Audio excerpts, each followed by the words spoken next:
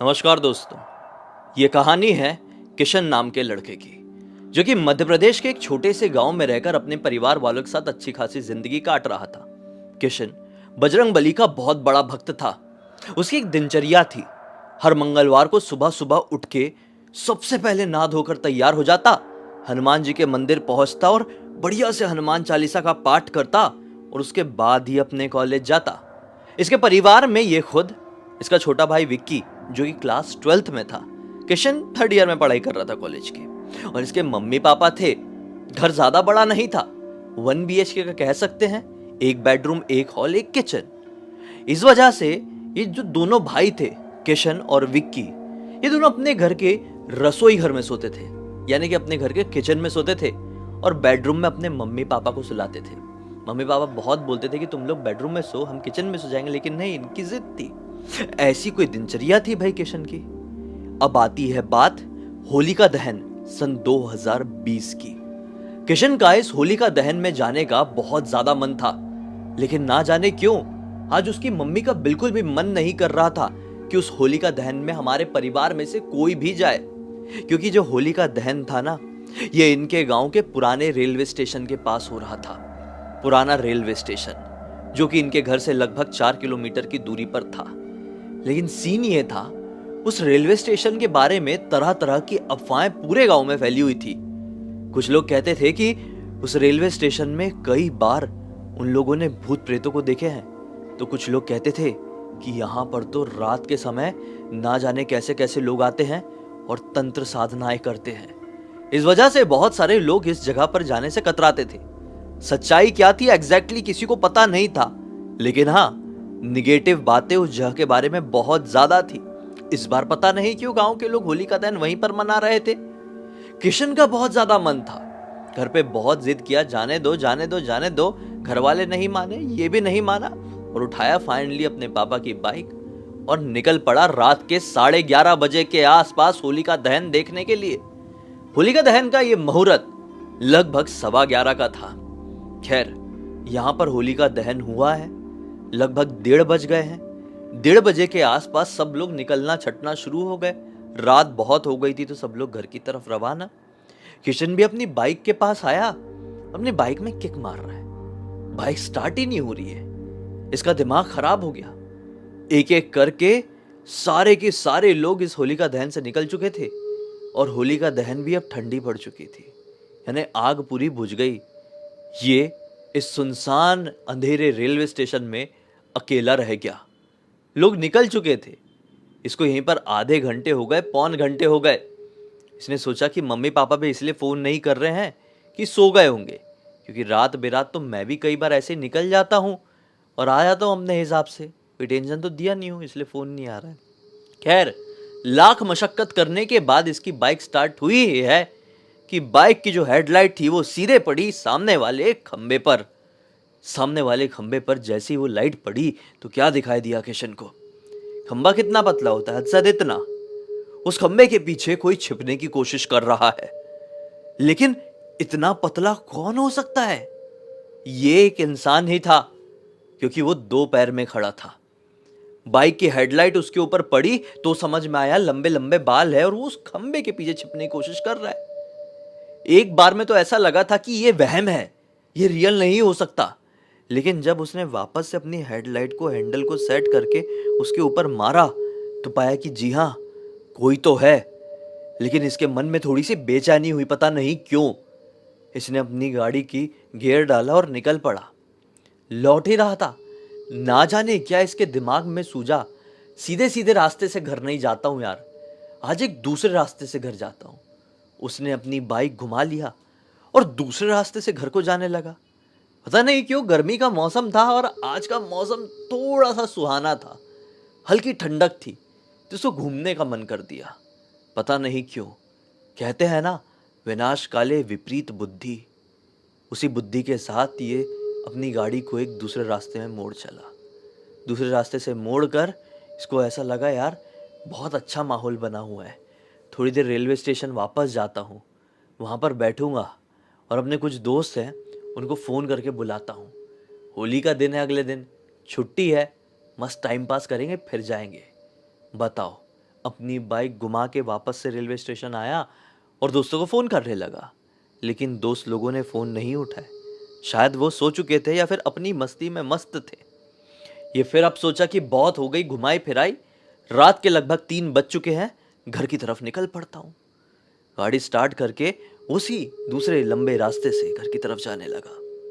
थोड़ी आगे जाने के बाद उसकी लाइट, उसकी गाड़ी की हेडलाइट एक सामने के पेड़ की तरफ पड़ती है। वो क्या बात है, उस पेड़ के पीछे लिटरली सेम टू सेम वही चीज वापस से छिप रही है। कहाँ, कौन सी चीज? जो खंबे के पीछे छिप रही थी। इसने सोचा कि ये है क्या। कितने में वो पेड़ हिला। इसी गाड़ी थोड़ी स्लो ही थी।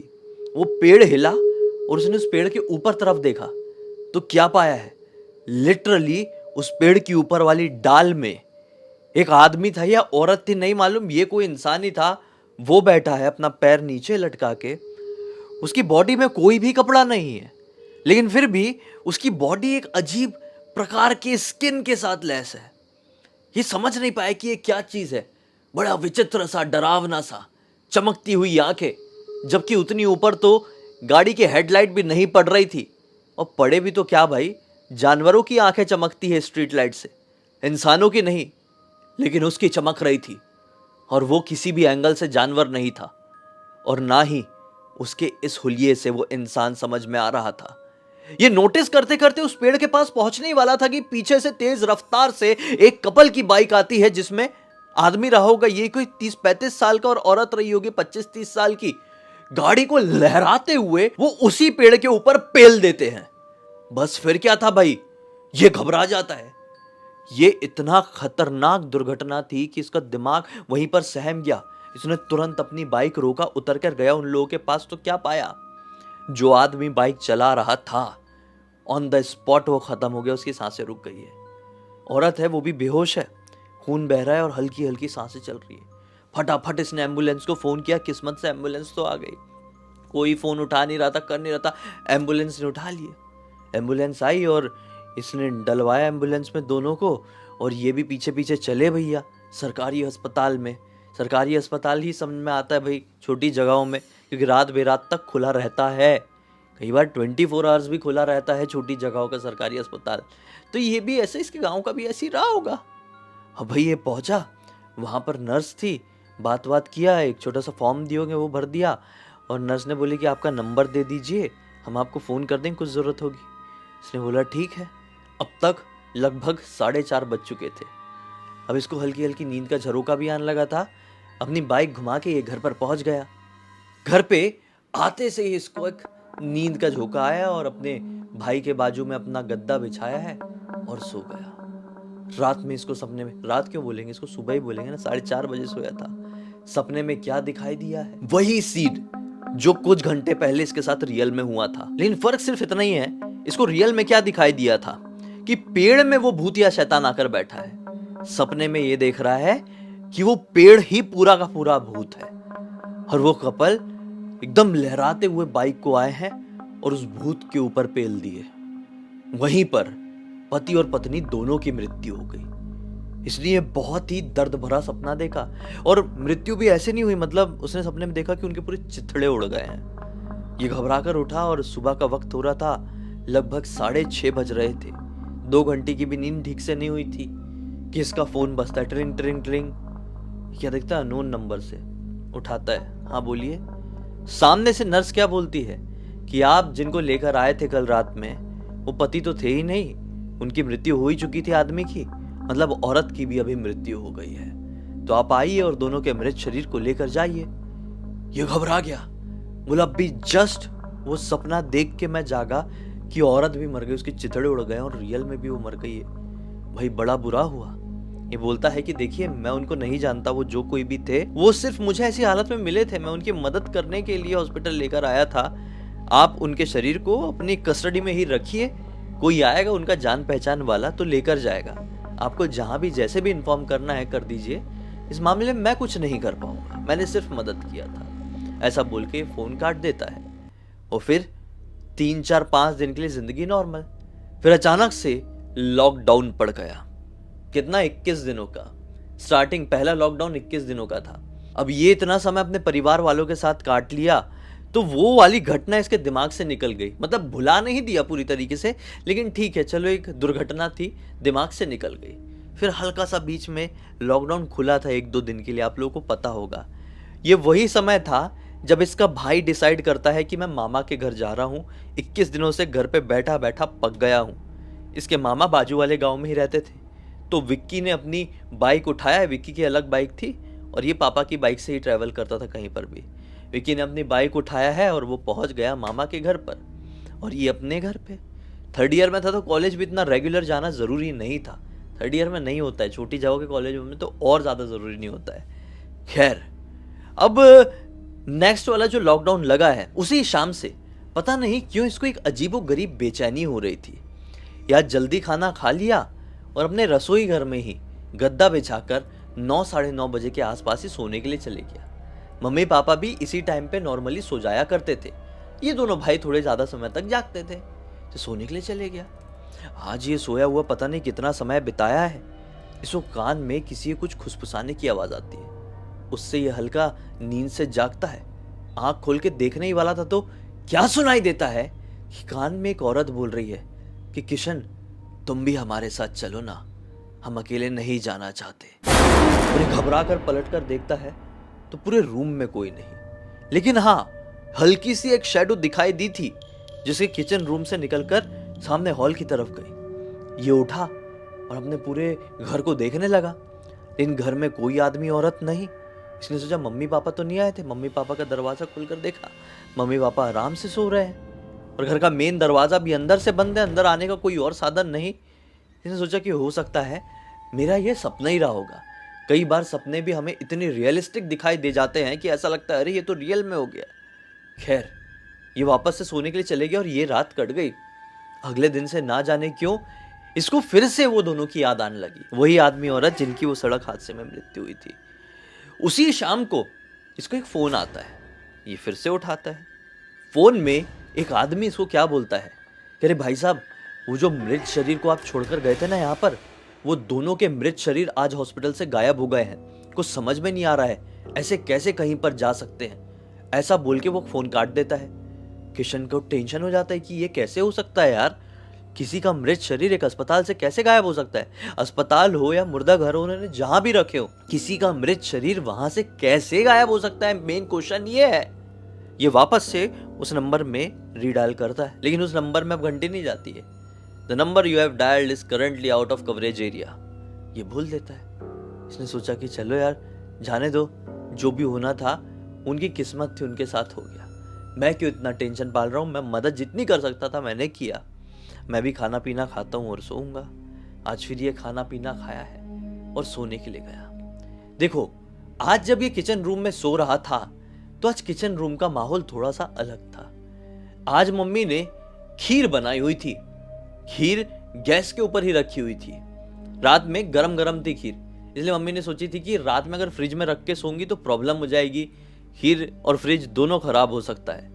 इसलिए मम्मी ने बोल दी थी कि रात बेरात नींद खुले तेरी किचन में ही सोता है, खीर उठाकर फ्रिज में डाल देना। तो खीर गैस के ऊपर रखी हुई है और फ्रिज के ऊपर एक कटोरी में दही रखी हुई है। गर्मी का मौसम था ना, तो गर्मी में लोगों के घरों में ऐसी दही जमा देते हैं, तो दही रखी है। ये सो रहा था। रात के 1:30 बजे के आसपास इसकी नींद लगी हुई थी। अचानक से इसको क्या महसूस होता है कि मेरे पैर को ना ऐसा कोई हल्का हल्का ऐसा करके खींच रहा है, एक पैर को। इसको थोड़ा अजीब लगता है कि मेरे पैर को ऐसा कौन खींच रहा है। आंख खोलकर देखता है तो आसपास कोई भी दिखाई नहीं देता है, लेकिन लेटा है, वो सामने ही देख पा रहा है ना। उसको ऐसी आवाज आती है कि मेरे पीछे पायल पहनकर कोई ऐसा गया, मतलब हॉल वाले रूम से मम्मी पापा के बेडरूम तरफ कोई पायल पहनकर गया। इसने तुरंत अपनी आंखें बंद कर लिया। ये मम्मी तो नहीं थी, क्योंकि मम्मी इतनी रेगुलरली पायल नहीं पहनती थी। मम्मी की एक आदत थी, वो कहीं बाहर जाती थी किसी फंक्शन में, रिश्तेदारी में, तभी पायल पहनती थी। उनको पैरों में थोड़ा रिएक्शन हो जाता था पायल की वजह से, इसलिए वो रेगुलर वे में पायल नहीं पहना करती थी। तो ये घबरा गया कि ये कौन हो सकता है घर के अंदर। वही पायल की आवाज मम्मी पापा के रूम तक गई और फिर से किचन रूम में एंटर करी। ऐसा क्लियर इसको समझ में आ रहा है किचन रूम में जो कोई भी आया है वो पहले इसके बिस्तर का पूरा एक चक्कर काटा, एक राउंड चक्कर। फिर वो जहां पर दही रखी हुई थी, वो दही चम्मच प्रॉपर आवाज आ रही कि कोई खा रहा है। उसने फट से कटोरी फेंकी, जो भी खा रही थी कटोरी जमीन में फेंकी। अब जैसे ही वो कटोरी ठंग ठंग ठंग करके गिरने की आवाज सुनाई दी है, वैसे ही आवाज सुनाई दी कि अब कोई जूते पहन के अंदर आया किचन रूम में। ये सो रहा था, वापस से उसने जूते पहन के इसके पूरे एक चक्कर काटा।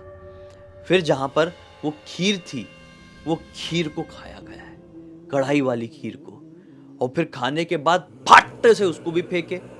अब अचानक से इसको सुनाई दिया कि अंदर बेडरूम से मम्मी पापा दरवाजा ठोक रहे हैं। अरे बेटा क्या हुआ, तू ठीक तो है ना, तू दरवाजा तो खोल। लेकिन ये चाहकर भी अपनी आंखें नहीं खोल पा रहा है।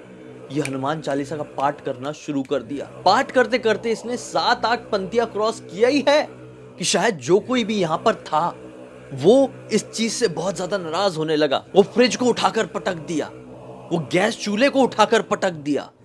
टेबल फैन रखा हुआ था इस किचन में, वो टेबल फैन को उठाकर पटका है। ये लगातार हनुमान चालीसा पढ़ा जा रहा है। ये बड़ी हिम्मत से हल्की सी आंख खोलकर देखता है तो क्या पाता है, इस किचन रूम में कोई और नहीं बल्कि वही आदमी औरत है जिनकी कुछ दिन पहले मृत्यु हुई थी और जिनको इसने बचाने की कोशिश किया था। वो बहुत ज्यादा डरावनी हालत में दिखाई दे रहा है, पूरा चेहरा कटा पिटा दिखाई दे रहा है। खून मानो कि सूख चुका है, शरीर से बह ही नहीं रहा है, कपड़े पूरे फटे फुटे हैं। मम्मी पापा अंदर से दरवाजा ठोक रहे हैं, लेकिन ये चाहकर भी दरवाजा उठ के खोल नहीं सकता था और कुछ रिएक्ट भी नहीं कर सकता था, क्योंकि ये समझ चुका था कि घर के अंदर जो प्रवेश किए हैं वो कोई इंसान नहीं और ज़ॉम्बी तो बिल्कुल भी नहीं, वो है खतरनाक प्रेत आत्माएं। अचानक से वो लोग इसके तरफ देखते और ये झटके से आंख बंद करता है। ये क्लियर महसूस कर पा रहा है कि इसके पास में, एकदम पास में कोई बढ़ रहा है। आप भले ही आंख बंद रखे हो, लेकिन आपके पास कोई इतने पास आएगा तो आपको समझ में आ जाएगा कि कोई है भाई। ये क्लियर फील कर पा रहा है कि कोई मेरे मुंह के इतने पास आया है और वो जो कोई भी है वो ग्राउल कर रहा है, जैसे कि जानवर ऐसे करते हैं, पूरा ग्राउल कर रहा है। मुंह से लेकर वो चीज यहाँ पर गई है। ये हनुमान चालीसा पढ़ रहा है। हनुमान चालीसा कंप्लीट हुई है।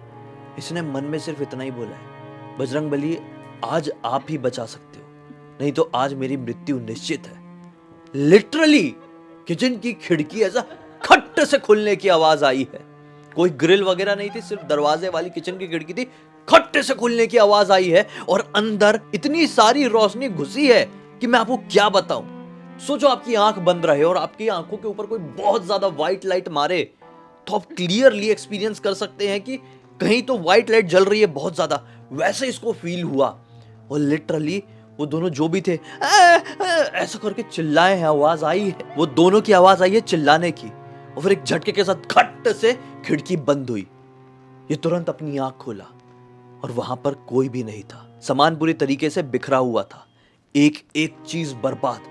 ये हड़बड़ा के उठता है, मम्मी पापा के बेडरूम का दरवाजा खोलता है तो मम्मी पापा बड़े परेशान और बहुत देर से दरवाजा पीट रहे थे ना। मम्मी पापा बोलते क्या हो गया था, फ्रिज क्यों तोड़ रहा था तू, क्या क्या कर दिया, अरे बाप रे सत्यानाश कर दिया तूने तो। ये मम्मी पापा को पूरी बात बताता है, लेकिन मम्मी पापा क्या बोलते हैं, ये तुझे कौन सी नौटंकी करने की सूझ पड़ी, एक तो चीजों को बर्बाद कर दिया और बिना मतलब के कहानी बना रहा है। या घर में कोई तेरा दोस्त तो आया हुआ था, किसी से झगड़ा हुआ। इसने लाख समझाने की कोशिश किया कि क्या हुआ था, लेकिन उसके मम्मी पापा आज तक उसकी इन बातों के ऊपर विश्वास नहीं किए। मम्मी पापा को आज तक लगता है कि सब कोई दोस्त घर पे घुस गया था, लड़ाई झगड़ा किया और खिड़की से कूद के भागा है, लेकिन सच्चाई सिर्फ इसको पता है। इस दिन के बाद से इसकी श्रद्धा भक्ति बजरंगबली के ऊपर और भी ज्यादा बढ़ गई और ये अब और दिन दुगनी रात चौगनी बजरंगबली की पूजा आराधना करने लगा, क्योंकि इसकी दूसरी जिंदगी हनुमान जी की ही दी हुई थी। इस पूरी घटना की जानकारी मुझे किसी और ने नहीं बल्कि किशन के एक मित्र ललित ने इंस्टाग्राम पर लिखकर भेजा। मैंने सोचा आप लोगों को सुनाऊं कि भक्ति में कितनी ज्यादा शक्ति होती है, कि मृत्यु सामने भी आकर खड़ी रहे और आपने ऊपर वाले के ऊपर से विश्वास नहीं तोड़े ना, तो मृत्यु को भी उल्टे कदम ऐसे भागना पड़ता है। खैर, अभी से एक नोट के साथ इस कहानी का अंत करते हैं। अब तक देख लिए तो कमेंट सेक्शन में 10 में से रेटिंग देना मत भूलना। जितना भी नंबर लगे 10 में से लिख देना, मुझे पढ़कर बहुत अच्छा लगेगा। इस वीडियो को लाइक करके चैनल को सब्सक्राइब करके बेल आइकन दबाकर ऑल के ऑप्शन में क्लिक करना है, क्योंकि इसी तरह के हैरान कर देने वाले खौफनाक वीडियोस डेली आप लोगों के सामने लेके आता रहता हूं। इंस्टाग्राम के लिंक इस वीडियो के डिस्क्रिप्शन बॉक्स में मिल जाएगी, क्लिक करके डायरेक्टली वहां पर पहुंच जाना। और इसी तरह की कोई भी कहानी, टॉपिक या जानकारी आप लोगों के पास भी है तो लिख भेजना। हो सकता है मेरा अगला वीडियो कल आपके हिसाब से ही बन रहा हो। तो चलिए कल फिर से मिलते हैं, तब तक के लिए बहुत बहुत धन्यवाद। आपका दिन शुभ हो।